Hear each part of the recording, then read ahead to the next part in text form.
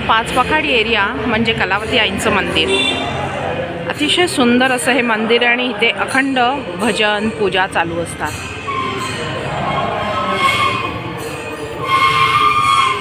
पाच पखाडी म्हटलं की विविध उत्सवाची नांदीच असते. इथे आता गणपतीसाठी हा उद्यान, पुण्यातलं गणेश उद्यान मंदिराची प्रतिकृती केलेली आहे. सकाळी सकाळी कचराळी तलावाचा परिसर म्हणजे सगळे जॉगिंगला येत असतात. भाज्यांची रेलचेल असते.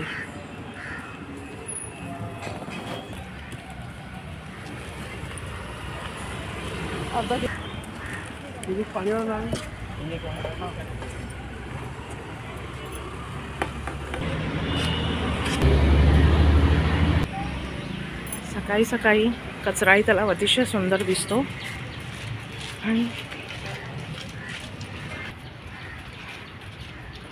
इथे अतिशय पक्ष्यांचे थवे, बदके अशी येत असतात. पहाटेपासून 4 वाजल्यापासून इथे लोक चालायला येतात. कोणी खेळांची प्रॅक्टिस करायला येतो, धावण्याची, रेसिंगची वगैरे. वेगवेगळ्या प्रकारची इथे झाडे आहेत. ही छान गुबगुबीत मांजर इथे आराम करते आहे.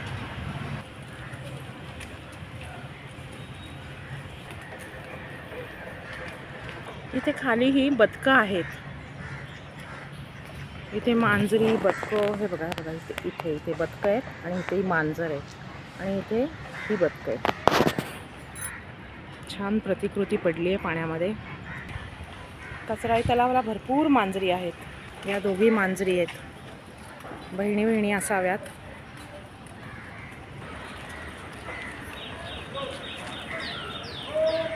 इथे लोक एकत्र येऊन व्यायाम करत असतात.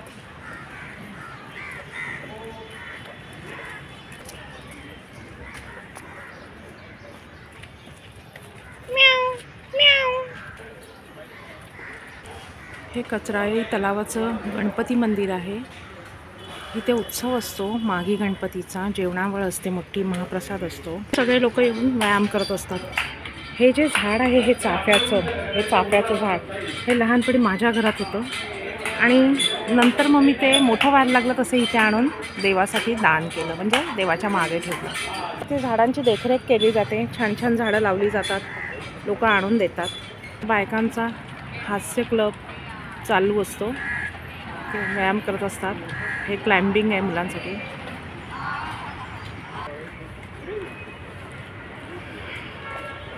असं हे कचराळी तलावमुळे पाच पखाडी समृद्ध झालेला आहे.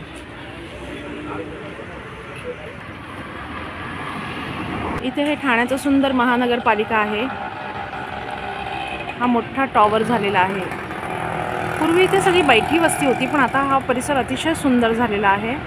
असं हे समृद्ध ठाण्याचा पाच पखाडी एरिया आहे.